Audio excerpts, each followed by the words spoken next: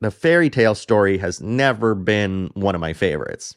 I actually tried watching the anime 3 times, and it just never got to me. What's up, everyone? Alex here. So for this review, I decided to be on camera and just kind of be spontaneous talking about Fairy Tail 2. The particular reason why I'm choosing to do this is so that you can see the way that I'm reacting, talking about this game. Of course, there's still going to be gameplay, but enough of that. Before anything else, I do have to be honest by saying that the fairy tale story has never been one of my favorites. I'm not a fan of the anime. I'm not a fan of the manga. In fact, I actually tried watching the anime 3 times. 3, count them 3 times from beginning to however long I got there, and it just never got to me, and that just never attached to me. And the more that I think about the first review that I had of the very first Fairy Tail game, there were some things that I wanted Gus to improve upon in that game that, looking back at it, it feels a bit dated when compared to other Gus games. So now you're probably wondering, like, okay, so if you don't like the storyline and you didn't like the first game, realizing that later on, why the heck are you reviewing Fairy Tail 2? Well, first and foremost, I did finish Fairy Tail 1, and seeing that this is a direct sequel to that game, I kind of want to see like what this is all about. I think this is actually much better than like watching the entire anime or probably reading the manga for me. So I thought, let's see this story through. But I think the most interesting thing about this is that it's not just a final arc of the series in general that's in this game, but there's also an exclusive game-only storyline that is only packed in Fairy Tail 2 that kind of serves as an epilogue for the entire series that I think fans will actually love. More importantly, now that I know that the story is not going to grab me, how's the gameplay? And I had really approached this review from that perspective. How is the gameplay? And you know what? I actually really, really like the gameplay. So as I mentioned, Fairy Tail 2 basically is the direct sequel of the first Fairy Tail game. And so if you actually played the first game and finished it all the way through, you can literally jump into this because it is the next logical progression to it. That's what Koei Tecmo and Gus tells me. I'm not here to argue with anybody who does have much more experience with the manga and the anime storylines. That's what I'm told. And for the most part, it does kind of flow very cleanly into Fairy Tail 2, which is great.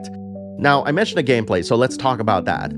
So seeing the gameplay footage, at first I thought it was a Musou-style action game, and I am completely wrong. And I do apologize to Koei Tecmo for mislabeling their game as a Musou game, because what it really is it's a more real-time version of the turn-based system that was in the first Fairy Tail game. In fact, I actually vastly prefer the combat system in Fairy Tail 2 than in Fairy Tail 1 because it actually captures the frenetic and fast-paced nature of the battles that I've seen so far in the anime, and it frames the action much better when compared to the first game. If you played the later Ryza games, the combat system is very similar to that.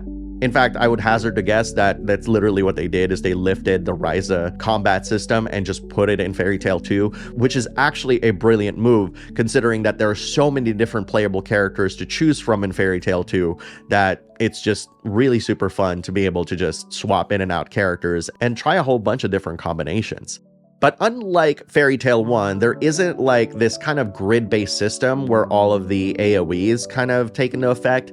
Instead, there are different types of AoEs that can either hit everybody on the field vertically or in a circular fashion, everybody around them. That's because when you face enemies, which by the way, they're all on the field, they're not random encounters, there's a potential for groups of enemies to clump together. And that's why I initially thought that this was a Musou style game, because enemies were clumping together and that the grid-based format was gone. To input commands, you basically press a specific button. It's very intuitive that way. And when you're using the normal attack, you build up an SP meter, a skill point meter basically, that you can spend to unleash powerful attacks. Each of the skills that you assign to your character have different costs, and the SP system is basically this game's MP. In order to increase the maximum amount of SP that you gain, you need to level up your fairy ranking, which could be achieved just by simply breaking enemy meters and making good use of your allies. There's also team combination moves that can either give buffs to your entire party or just unleash like a powerful attack, which these are all really, really cool that you can make a ton of different combinations of characters do moves together, which to me is just really awesome. This is like one of those battle systems where I just absolutely love just engaging left and right. But there's a catch to this, because you see, if you over level above the enemies that are on the field, you just basically one-shot them and kill them outright, while still getting all the perks of actually defeating them in turn-based combat. Pseudo real-time turn-based combat, but you get the point. Now, you're probably thinking to yourself, okay, well, that kind of sounds like Metaphor or Trails Through Daybreak. That sounds really fun. But you see, the problem is that they didn't build that sort of action-style gameplay while you're actually exploring, meaning that when you press the attack button, it's literally just like one attack, and then there's a long cooldown to kind of punish you in case like people want to attack you.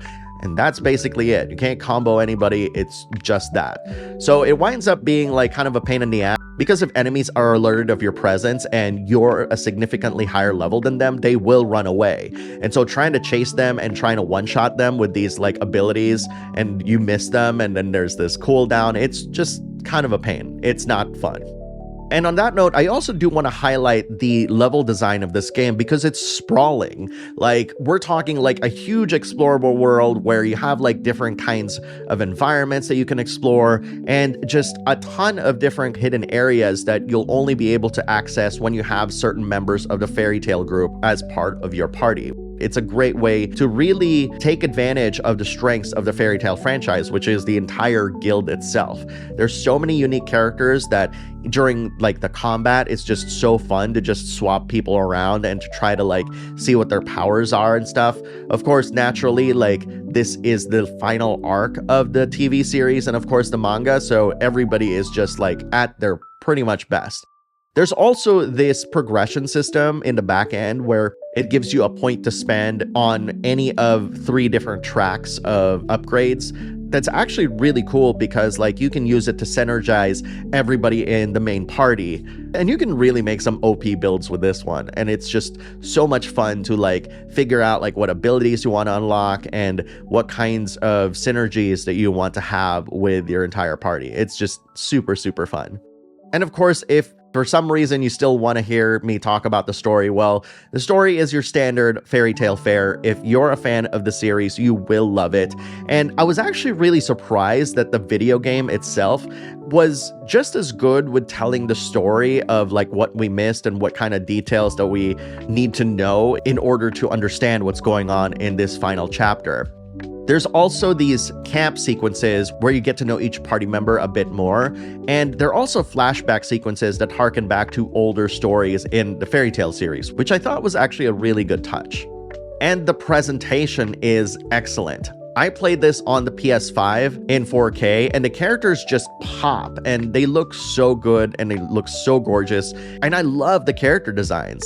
And if there's any one thing that I want to credit Fairy Tail with, is that its characters are super memorable. Like Juvia, for example. Juvia is like one of my favorite characters in this entire series, and she is so memorable, and her passion and love. It's something that honestly, I was really surprised that I still remembered from playing the first game and of course, watching the anime to however long episodes that took me to meet her. Overall, I think that Fairy Tail 2 is a fantastic game for fans of the series and anybody who enjoyed the first game. I honestly think that this is one of the better anime-style RPGs out there, and the passion of the developers to make it right for the Fairy Tail fans out there can really be seen in this game. And like I said, like I really do love this game. Like from a gameplay standpoint, it's really addicting to just run into battle, or at least try to run into battle if the enemies aren't like as, you know, as weak as they are. And honestly, like I had a lot of fun, you know, like it's one of those things where I'm like, you know, at the end of the day, like, did you have fun with the game? And honestly, I did. And for transparency's sake, I am currently playing through the post-game stuff, which is the original storyline that they made specifically for this game. And I'm still thinking about like different builds and combinations of characters that I can use in order to like experience that storyline. And quite frankly, like, I can't wait to get back into it again. So let me know what you think in the comments below, what you think of the game, and of course the franchise, the series in general. I'm saying franchise, it's literally just a series, but I want to know what you think of that series, and of course whether you're going to pick up the game, because I think this is a great action-y real-time RPG that's well worth your time if you love the first game or just a fan of Fairy Tail. So until next time, guys, thank you very much for watching, and I'll see you in the next video.